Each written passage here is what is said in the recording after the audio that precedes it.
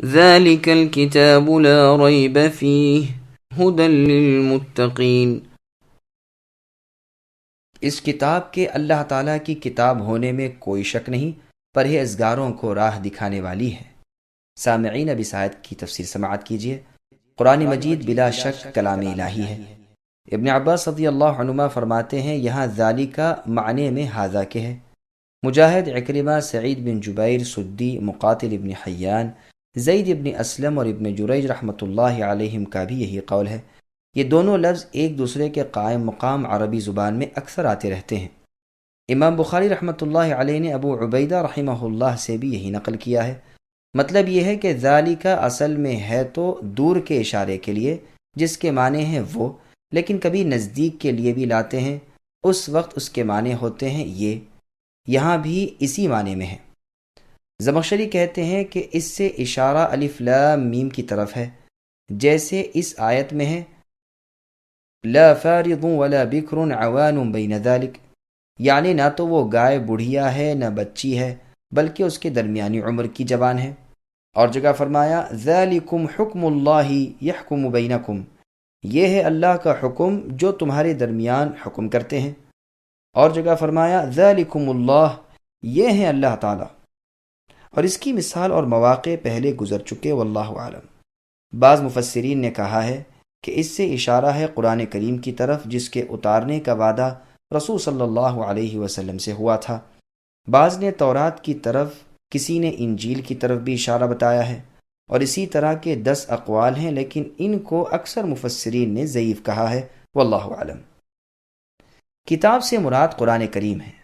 جن لوگوں نے کہا ہے کہ ذالک الکتاب کا اشارہ تورات اور انجیل کی طرف ہے، انہوں نے نہایت دور کا راستہ لیا اور بڑی تکلیف اٹھائی، اور خواہ مخواہ بلا وجہ وہ بات کہی جس کا انہیں علم نہیں۔ ریب کے معنی ہے شک اور شبہ۔ ابن عباس، ابن مسعود اور کئی ایک صحابہ رضوان اللہ علیہم سے یہی معنی مروی ہیں۔ ابو الدرداء، ابن عباس رضی اللہ عنہما، نیز مجاہد، سعید ابن جبیر، ابو مالک، نافع رحمۃ اللہ علیہم جو ابن عمر رضی اللہ عنہما کے مولا ہیں، عطاء، ابو العالیہ، ربیع ابن انس، مقاتل ابن حیان، سدی، قتادہ، اسماعیل ابن ابی خالد رحمۃ اللہ علیہم سے بھی یہی مروی ہے۔ ابن ابی حاتم فرماتے ہیں مفسرین کا اس میں اختلاف نہیں۔ ریب کا لفظ عرب شاعروں کے شعروں میں تہمت کے معنی میں بھی آیا ہے، اور حاجت کے معنی میں بھی اس کا استعمال ہوا ہے۔ اس جملے کے معنی یہ ہوئے کہ اس قرآن کے اللہ تعالیٰ کی طرف سے نازل شدہ ہونے میں کچھ شک نہیں، جیسے سورہ سجدہ میں ہے الف لام میم تنزیل الکتاب لا ریب فیہ من رب العالمین، یعنی الف لام میم بے شک یہ قرآن کریم تمام جہانوں کے پالنے والے پروردگار اللہ کی طرف سے اترا ہے۔ بعض نے کہا ہے گو یہ خبر ہے مگر معنی میں نہیں کہے، یعنی اس میں شک نہ کرو۔ بعض قاری لا ریبہ پر وقف کرتے ہیں، فیہ ھدی للمتقین کو الگ جملہ پڑھتے ہیں، لیکن لا ریب فیہ پر ٹھہرنا بہت بہتر ہے، کیونکہ یہی مضمون اسی طرح سورہ سجدہ کی آیت میں گزر چکا ہے، اور اس میں بنسبت فیہ ھدی کے زیادہ مبالغہ ہے۔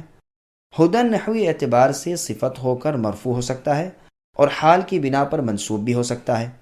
اس جگہ ہدایت کو متقین کے ساتھ خاص کیا، جیسے دوسری جگہ فرمایا قل هو للذین آمنوا ھدی وشفاء، یعنی یہ قرآن ہدایت و شفا ہے ایمان والوں کے لیے، اور بے ایمانوں کے کان بوجھل ہیں اور آنکھیں اندھی ہیں، یہ بہت دور کی جگہ سے پکارے جاتے ہیں۔ اور فرمایا وَنُنَزِّلُ مِنَ الْقُرْآنِ مَا هُوَ شِفَاءٌ وَرَحْمَةٌ لِّلْمُؤْمِنِينَ، یعنی یہ قرآن ایمان والوں کے لیے شفا اور رحمت ہے، اور ظالم لوگ تو اپنے خسارے میں ہی بڑھتے جاتے ہیں۔ اس مضمون کی اور آیات بھی ہیں، اور ان سب کا مطلب یہ ہے کہ گو قرآن کریم خود ہدایت اور محض ہدایت ہے اور سب کے لیے ہے، لیکن اس ہدایت سے نفع اٹھانے والے صرف نیک بخت لوگ ہیں، جیسے اللہ نے فرمایا یا ایھا الناس قد جاءتکم موعظۃ من ربکم الی آخر الآیہ، یعنی لوگوں تمہارے پاس رب تعالیٰ کی نصیحت اور سینے کی بیماریوں کی شفا آ چکی ہے، جو مؤمنوں کے لیے شفا اور رحمت ہے۔ ابن عباس اور ابن مسعود اور بعض دیگر صحابہ رضوان اللہ علیہم سے مروی ہے کہ ہدایت سے مراد نور ہے۔ متقی کون لوگ ہیں؟ ابن عباس رضی اللہ عنہما فرماتے ہیں متقین وہ ہیں جو ایمان لا کر شرک سے دور رہ کر اللہ تعالیٰ کے احکام بجا لائیں۔ ایک اور روایت میں ہے متقی وہ لوگ ہیں جو اللہ تعالیٰ کے عذابوں سے ڈر کر ہدایت کو نہیں چھوڑتے اور اللہ کی رحمت کی امید رکھ کر اللہ کی طرف سے جو نازل ہوا اسے سچا جانتے ہیں۔ حسن بصری رحمۃ اللہ علیہ فرماتے ہیں متقی وہ ہیں جو حرام سے بچے اور فرائض بجا لائے۔ اعمش ابو بکر ابن عیاش رحمۃ اللہ علیہ سے سوال کرتے ہیں کہ متقی کون ہیں؟ آپ یہی جواب دیتے ہیں، پھر میں نے کہا ذرا کلبی سے تو دریافت کر لو۔ وہ کہتے ہیں متقی وہ ہیں جو کبیرہ گناہوں سے بچیں۔ اس پر دونوں کا اتفاق ہوتا ہے۔ قتادہ رحمۃ اللہ علیہ فرماتے ہیں متقی وہ ہے جس کا وصف اللہ تعالیٰ نے خود اس آیت کے بعد بیان فرمایا ہے کہ الذین یؤمنون بالغیب الی آخر الآیہ۔ ابن جریر رحمۃ اللہ علیہ فرماتے ہیں کہ یہ سب اوصاف متقین میں جمع ہوتے ہیں۔ ترمذی اور ابن ماجہ کی حدیث میں ہے کہ رسول اللہ صلی اللہ علیہ وسلم فرماتے ہیں بندہ حقیقی متقی نہیں ہو سکتا جب تک کہ ان چیزوں کو نہ چھوڑ دے جن میں حرج نہیں، اس خوف سے کہ کہیں وہ حرج میں گرفتار نہ ہو جائے۔ ترمذی اسے حسن غریب کہتے ہیں۔ ابن ابی حاتم میں ہے معاذ رضی اللہ عنہ فرماتے ہیں کہ جب لوگ ایک میدان میں قیامت کے دن روک لیے جائیں گے اس وقت ایک پکارنے والا پکارے گا کہ متقی کہاں ہیں؟ اس آواز پر وہ کھڑے ہوں گے اور اللہ تعالیٰ انہیں اپنے بازو میں لے لیں گے اور بے حجاب انہیں اپنے دیدار سے مشرف فرمائیں گے۔ ابو عفیف نے پوچھا اے معاذ متقی کون لوگ ہیں؟ آپ نے فرمایا جو لوگ شرک سے اور بت پرستی سے بچیں اور باری تعالیٰ کی خالص عبادت کریں وہ اسی عزت کے ساتھ جنت میں پہنچائے جائیں گے۔ ہدایت کی وضاحت۔